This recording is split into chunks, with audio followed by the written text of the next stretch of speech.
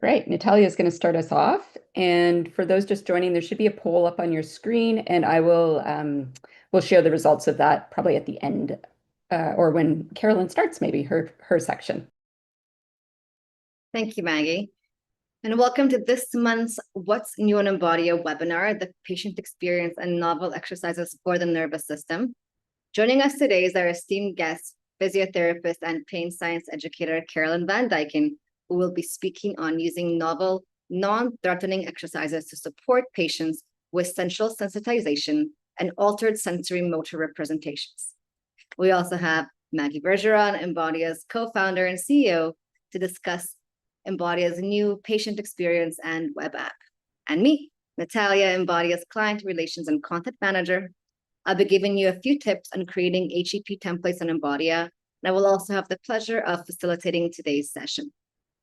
If you have any questions anytime during this webinar, please feel free to drop them in the Q&A below, and we'll do our best to get to all of them either during our talk or after.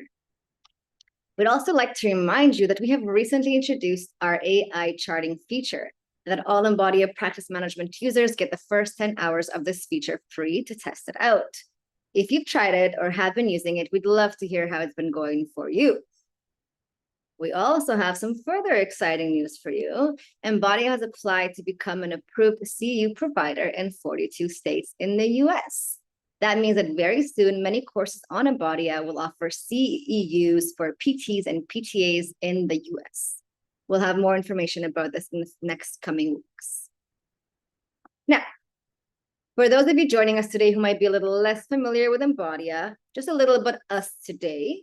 Embodia is an all-in-one practice solution offering a complete practice management system with built-in HEP, offering a growing library of 2,000 plus high-definition exercise videos with voiceovers and print-friendly versions, billing and reporting, charting, scheduling and online booking, outcome measures and questionnaires, telerehab, practitioner education, and more. You also have the option to add a clinic academy to any of our paid memberships, which is your own branded platform that lets you grow your bottom line and generate passive income by creating and selling courses to your community. When you get started with Embodia, or anytime you might need a refresher, you can use our collection of guides, which help you learn to navigate Embodia and set up your clinic the exact way that you wish. These guides include our 30-minute step-by-step onboarding video with instructions to set up your clinic that you can follow along with. We also offer one-on-one onboarding sessions to help you get started so that you never have to feel alone in your onboarding process. Hopefully, that helps you get to know us a little bit better. Again, feel free to ask any questions that you may have. And one more thing before we jump into today's content, we'd like to take a brief moment to honor and celebrate today's date in American history.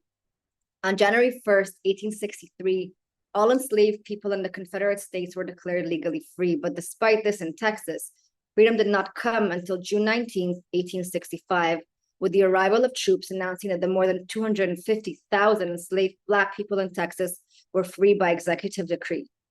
That day came to be known as Juneteenth, marking the second Independence Day in the US. This post-emancipation era following that marked a great time of hope and struggle. Formerly enslaved people immediately sought to reunify families, establish schools, run for office, push legislation, and sometimes even sue slaveholders. Given the 200 plus years of enslavement, such changes were nothing short of amazing. The historical legacy of Juneteenth shows the value of never giving up hope in uncertain times. Thank you for taking the time to listen and honor alongside us. On screen, you'll see some resources. You can either take a screenshot now if you'd like, or keep an eye out for the post-webinar email, which will include the webinar slides. And now, we'll return to our regularly scheduled programming with the tip of the day. As I mentioned, my tip for you today is about HEP templates. You might already know that you can prescribe both exercises and education, such as Carolyn's exercises, for example, to patients in Embodia pretty easily. But you can also use exercises, education, or a combination of both to create easily prescribable templates for your patients. For example, let's say you regularly see patients with frozen shoulder in your practice. You can create templates with exercises and education for various phases and then easily prescribe these to your patients, saving you a ton of time.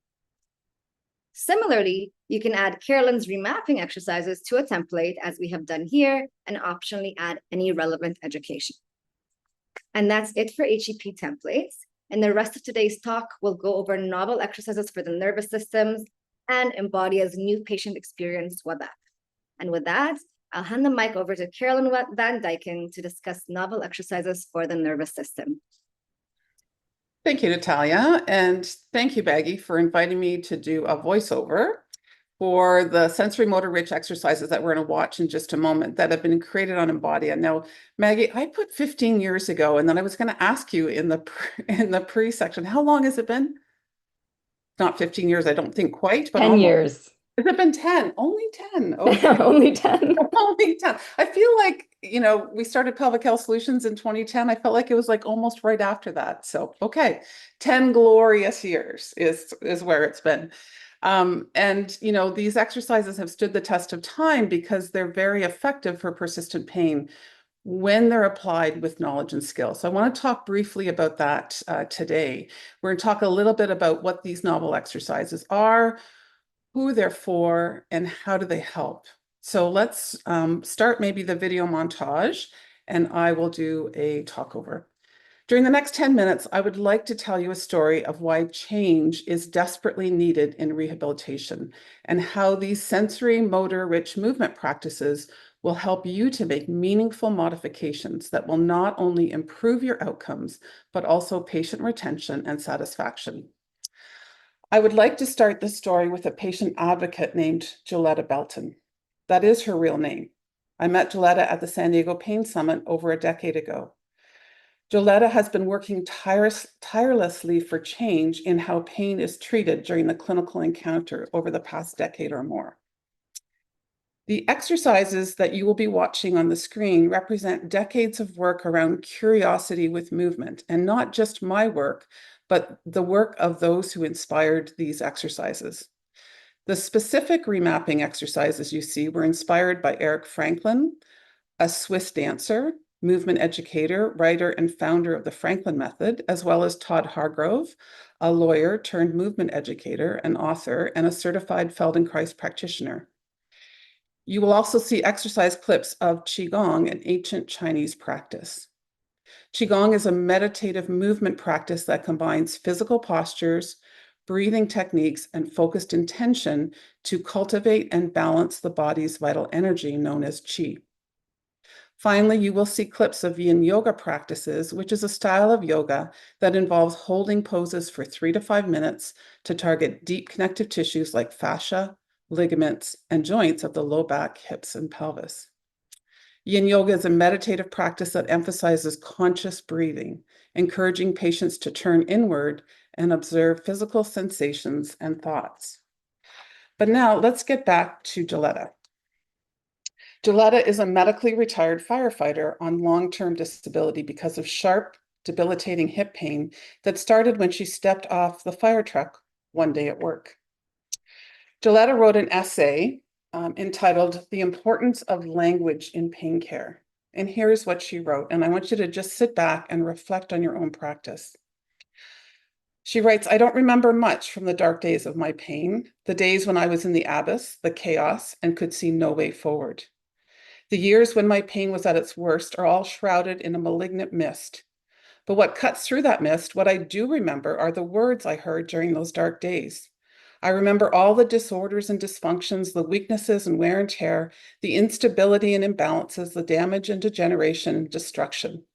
I remember being told my spine was twisted on its axis, that my tibial torsion was causing my hip pain, that my posture was the culprit, and the movement patterns were dysfunctional, that I was weak. I was deadlifting twice my body weight when this pain started, so the weakness surely couldn't have been in my hip, could it?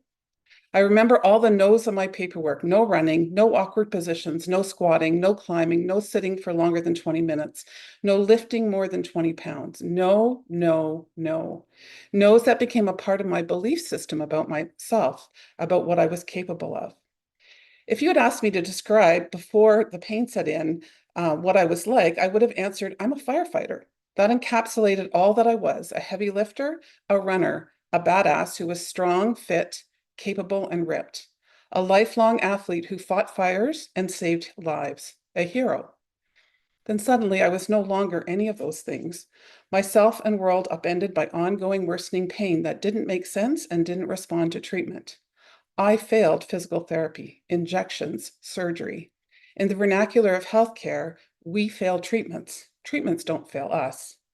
I became fragile, damaged, dysfunctional, imbalanced, out of alignment, twisted, torqued, torn, and unstable, small, broken, weak, a failure. A failure. I failed. In this battle against the enemy, pain, I lost. My body, a traitor that betrayed me. Where do such notions come from? Within healthcare, there are very prominent and pervasive metaphors that provide context for how we talk about pain and pain treatment. Medicine is war where pain is the enemy, the patient is the battlefield, technology is the weapon, and the clinician is the hero. The body is a machine that breaks down and needs to be fixed. Parts need to be realigned, rebalanced, restabilized, repaired, or replaced. The clinician is the technician. These metaphors have become the water we swim in. We don't notice them, nor their influence on our own attitudes, beliefs, language, or approaches. My goal with this essay is to bring attention to the water. None of those words were said to me with malintent. Quite the contrary. All were said with good intentions by healthcare professionals who are genuinely trying to help. I don't blame them. They are swimming in the waters of medicine as war and the body as a machine, that from the framework of their education and training, that provides context to their beliefs and stories about pain and what to do about it. Metaphors are meant to help, but instead they dehumanize and remove the person in pain from the narrative altogether. It is because these labels were applied with good intentions that we need to talk about how we talk about pain, that we need to raise awareness about how language that is so commonplace in healthcare can do more harm than good, because it doesn't have to be this way. This is something we can readily change today to improve pain care, and that is empowering for clinicians and patients alike. But how? I'm going to paraphrase now the words that Gilletta wrote here. First, we can use language that encourages our patients to focus on their strengths, resilience, and courage. This starts with understanding pain from a whole person perspective and the knowledge that people with persistent pain are not broken. Their nervous system has simply become more protective. Second, we can recognize the limitations of the biomedical model by helping patients discover the endless possibilities of the within a broader whole person approach. Novel, non-threatening movements, like you have been watching on the screen, give patients hope that they can move again in non-painful ways and that their sensitivity can change. In a whole person approach to persistent pain, the nervous system needs to be the target of our movement programs, not just the tissues. Third, we can give our patients hope. Share with your patient your belief that things can and will change. This can only be done when we specifically measure sensitivity and nociplastic pain. This starts with using questionnaires like the Fremantle questionnaires, which measure sensory motor changes. Unless we identify which patients need sensory motor rich exercises for remapping, we will struggle with knowing which patients will benefit from targeting the nervous system and which patients will need to address underlying tissue issues. Gilletta's experience in rehab was that all her therapy targeted the tissues, and we, the system, failed her. Fourth, we need to include our patients in decision-making. Don't be overly prescriptive in your treatment plan. Instead, be collaborative. When you give patients remapping exercises or novel, non-threatening movements, make sure that they understand why the nervous system is the target of the treatment and see how this lands with them. When you talk with your patients about how their nervous system has defaulted to pain and tension to protect them, they really get it. Novel, sensory motor rich exercises based on Eric Franklin and Feldenkrais movement patterns will teach them how to get out of their overprotective state. When you talk to patients about how their stress and pain are connected, they also get it. If stress is part of their pain picture, then finding a novel, enjoyable movement practice like yin yoga or qigong will be key in restoring health to their nervous system. These are Gilletta's final words in this powerful essay. The words we hear during our care become a part of the stories we tell ourselves, our pain and our future. You can help us tell a better story, a story that is empowering and powerful, a story that helps us move towards a brighter future, a story that helps us heal. When Nellie and I were approached by Embodia 10 years ago about a new exercise app they were developing, I was actually dead set against using an app to help with exercise prescription, and Maggie might remember that well. However, I also recognized that I wanted to give my patients a different movement experience that only guided video would give them. Being open-minded and curious was the best thing that happened to me about what technology could do for my patients. It has changed my practice completely, and I get multiple compliments every day on how easy, professional, and amazing the Embodia app is. So Maggie and Ellie, thank you from the bottom of my heart. Thanks so much, Carolyn. And it's such a pleasure hosting your content and learning from you and from so many instructors on Embodia. And we're hoping that Todd Hargrove is going to join us this fall. Yeah. Okay, so I'm going to jump into my segment here, and then we'll have some discussion and some questions, hopefully, at the end as well. So as Natalia mentioned at the beginning, I'm going to go through the new app that we're releasing next week on Embodia. So this is called the technical name is a progressive web app, and I'm going to show you how it works over the next few slides. So until now, and as Carolyn knows, our app experience on Embodia has been a mobile app that you download from the Apple Store or Google Play Store. What's changing is it's no longer going to be this mobile app, but rather this what's called a progressive web app. And a progressive web app works very similar to a mobile app, except you don't download it from the Apple Store or Google Play Store. It doesn't require any storage on the phone, and it's always up to date and secure. There's also a lot of other benefits to it, which I'm going to go through on this slide. So the app can also be branded for your clinic. So it can have your own icon, your clinic name, your logo, your colors. So it really looks like it's actually your own app, not Embodia's. As I mentioned, you don't need an app store. Patients don't need to go find it on the app store.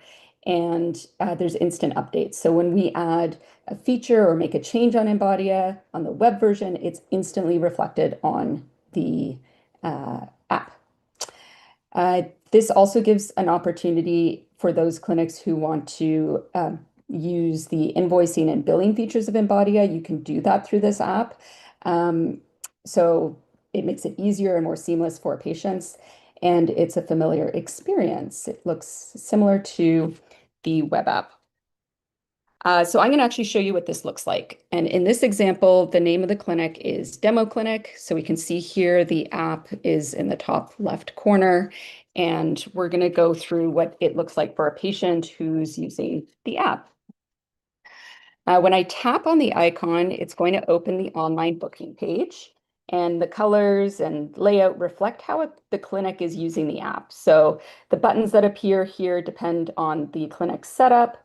And in this example, the clinic is allowing patients to book appointments and classes, find packages. You can also have memberships and find products.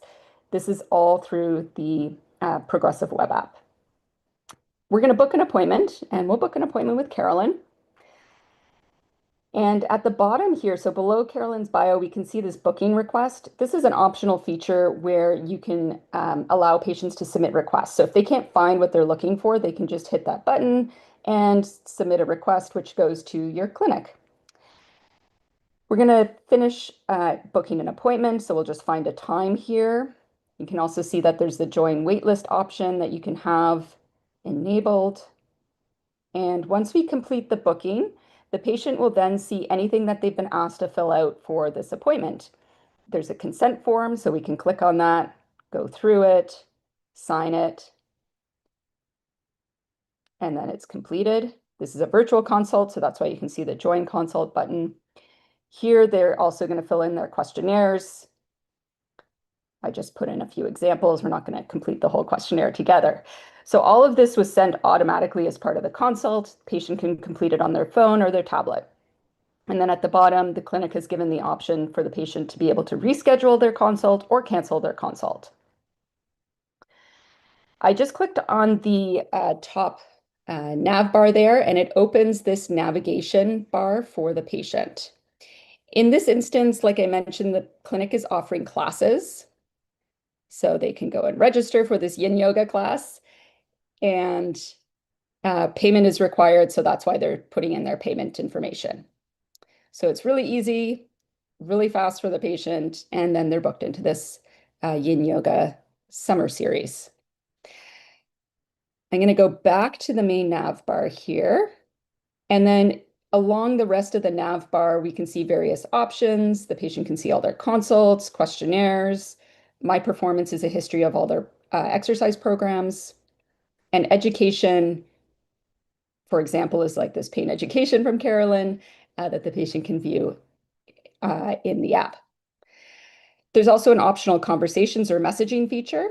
So this allows patient practitioner to message back and forth. This needs to be turned on by the clinician. It doesn't come turned on by default because we don't want to assume that clinicians want messages from their patients. This also includes the option to respond to exercise notes. So as you'll see in a minute, the patient also has the option to include notes on their exercise programs. And if you're using the messaging feature, then you can also respond to those. We're going to go to the dashboard, and here the patient's going to see anything that's been shared with them. In this example, they've been asked to complete a bladder diary, which they can fill out. Just going to show an example of filling this out. And we do have a bladder and fiber diary built on Embodia, but then you can also build your own diaries if you have something else you want to build. They can also complete their questionnaires from here. There is a lot of redundancy built in, so it means that the patient can do the same thing in multiple different places.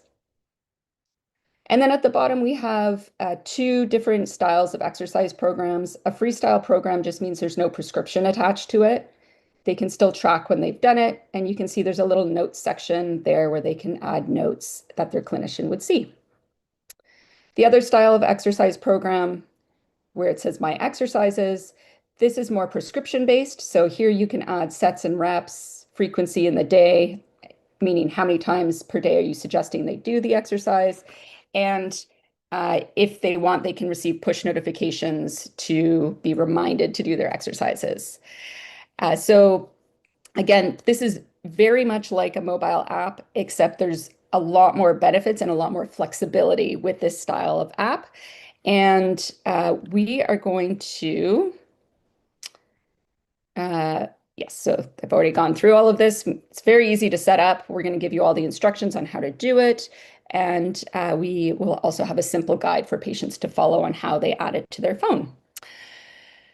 So who gets access? This is going to be available for any of our tier 3 clinics, and we are going to be releasing the beta version, which is like the initial launch where we're really looking for people's feedback. And if you're joining on Monday, then you should also just know that this is like the last phase of testing, essentially. So you're getting to help us test it out, see if there's any things that don't make sense as you're going through the app yourself.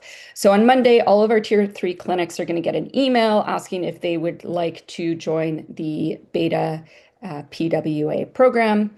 This means that you'd be able to launch your own app, and then we're going to help you set it up, as well as give you instructions on how to help your patients set it up. And now I'm going to open it for questions. Happy to answer any questions about that, as well as have discussion around the novel exercises and everything that Carolyn has shared in this webinar. I'm also going to pull up our poll so that I can end the poll and share our results here. There we go. And you should see that on your side too, Carolyn, I think. You see the results? Yeah, okay. So actually a pretty good mix, and many folks here who are not either not familiar at all or somewhat familiar with novel exercises.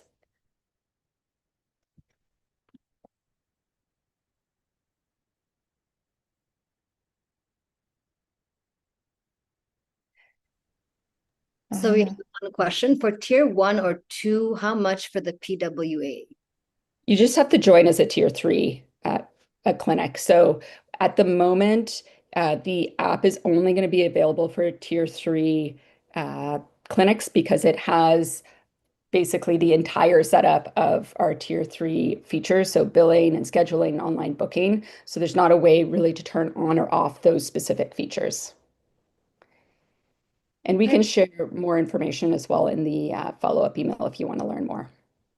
We have another question. Can we start building a PWA before the launch date? No. We're doing our final testing this week on our end. And then on Monday, you'll have the opportunity to start your own or build your own PWA. Thanks, Maggie. This one's for you, Carolyn. Can you please share the name of the beautiful person, of the person who wrote the beautiful essay? Yes, it's Joletta Belton, Belton. And the full title of the essay, if you want to look for it, is, where's the title page? Maybe I don't have that here. The full title is What Do Words Have to Do with It? The Importance of Language in Pain Care. If you can't find it online, send me a quick email and I can drop my email into there, or Maggie will put it in the follow-up email. Or I'm happy to share maybe a PDF of the full, because I did cut it down a little bit for sake of time as well. And Joletta Belton has her own website called My Cuppa Joe, so MyCuppajo. And she has been working with the International Association for the Study of Pain to start up the first specialized division on patient advocacy. So she has done a really great job of starting to really portray that patient voice in pain care. Perfect. I'll share her website in the email as well. All right, we can wait a moment to see if anyone else has any other questions. None pending right now, but we're still open for any others. All right. If there are no other questions, I'll make one more comment just around sensory motor dysregulation. So in 2022, Matthew Bagg and Ben Wand's group, Dr. Ben Wand and Dr. Lermer Mosley, actually published a study in JAMA, so a very difficult publication to get published in that journal, looking at the importance of sensory motor dysregulation and low back pain. And it has level 1 evidence. And yet I would still say, even based on the poll, that many clinicians are not aware of sensory motor dysregulation as an important component of persistent pain. So I would encourage you to look further into that. Yeah, and Carolyn, you have a wonderful course, well, many courses on Embodia. So I'll probably share a few of those links as well for those who do want to learn more, since there were a lot of folks who seemed like this is maybe like an introduction to this idea of a different way of teaching exercises. Okay. All right, if there's no more questions, we'll just wrap it up. So thank you, Maggie and Carolyn, and thank you all for joining us today, whether you're tuning in live or whether you're watching us on YouTube. We invite you to share any comments about today's session or send us an email to support@embodiaapp.com. Oh, do I see another? Oh, no, that's just thank you. All right, you're welcome. We always appreciate and value. Do we have Carolyn's email? One more question just popped in. Do we have Carolyn's email? We will put it in the follow-up email for sure. Yeah. Oh, lovely. Thank you, Carolyn. So as I was saying, we always appreciate and value your feedback. Thank you for all the great questions. If you'd like to book a demo to see Embodia up close, you can follow that QR code. Additionally, if you'd like any further information on any of our features, courses, webinars, anything Carolyn related, you can just visit those links on the right. And if there's any content you'd like to see in next month's session, please send us an email and let us know as well. We'd love to know about it. Other than that,